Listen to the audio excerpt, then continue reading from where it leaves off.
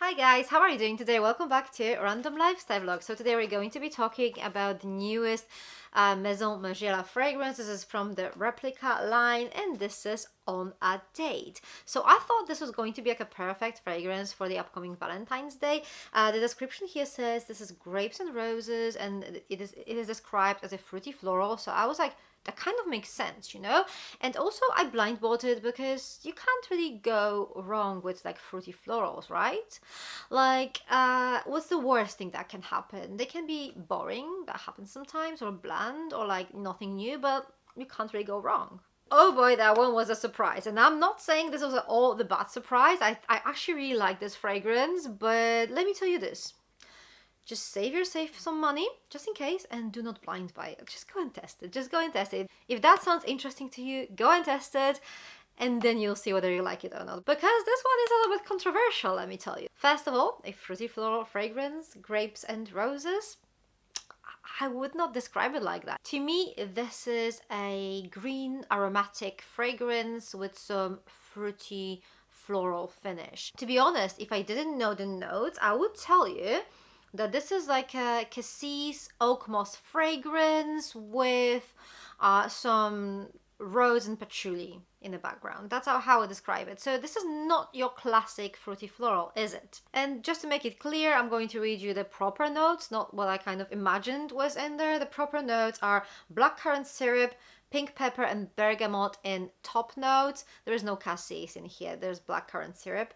Middle notes, rose, davana and geranium, and then base notes, moss, patchouli, vetiver and musk. So as you can see, there's like lots of those kind of like a green, dry almost aromatic notes. Even geranium, like this is like a floral note, but it does have this kind of aromatic green quality. So I definitely feel like this is more green fruity fragrance rather than fruity floral. At least that's how it smells to my nose.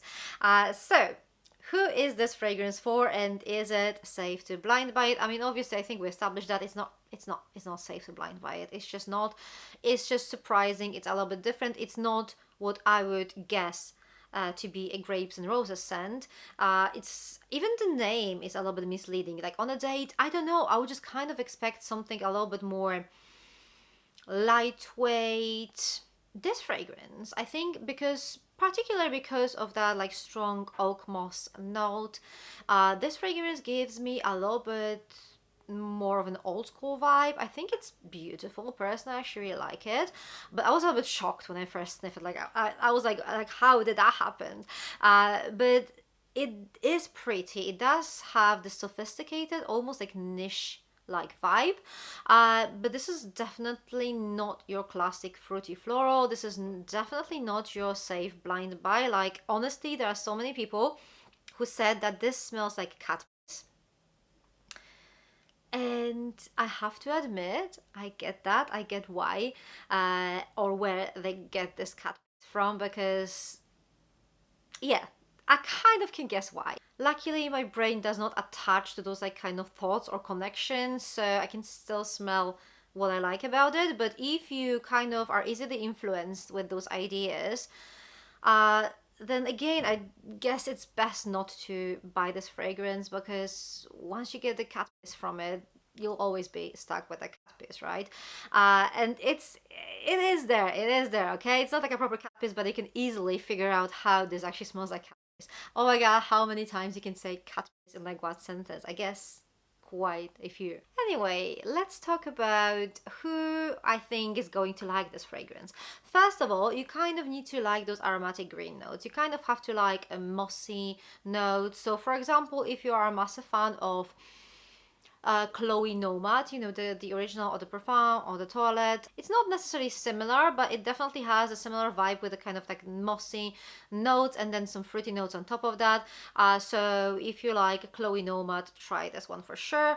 When I think about something rosy and with green notes, the first thing that comes to my mind is Flora Botanica by Balenciaga. These fragrances are quite different though.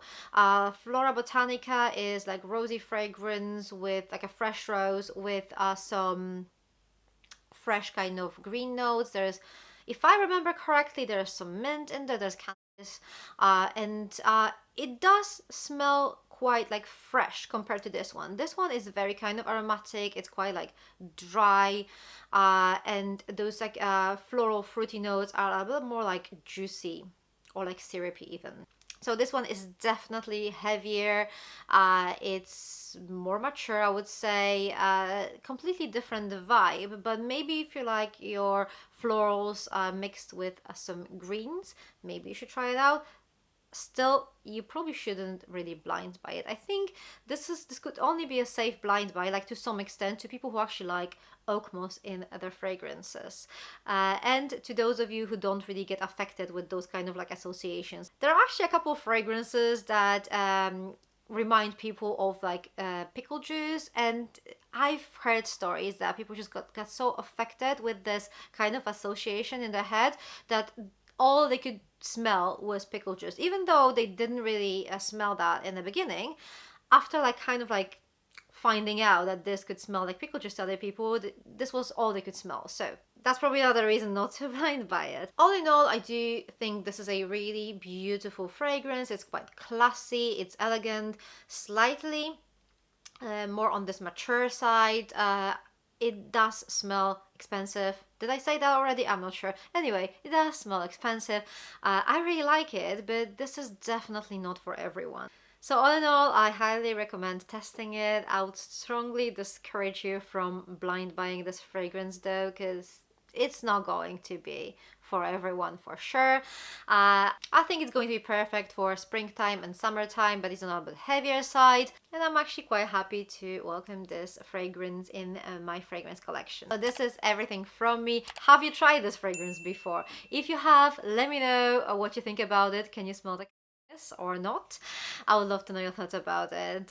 Thank you very much for watching. For more fragrance related content, check those videos over here. I'm going to see you very soon. Take care. Bye.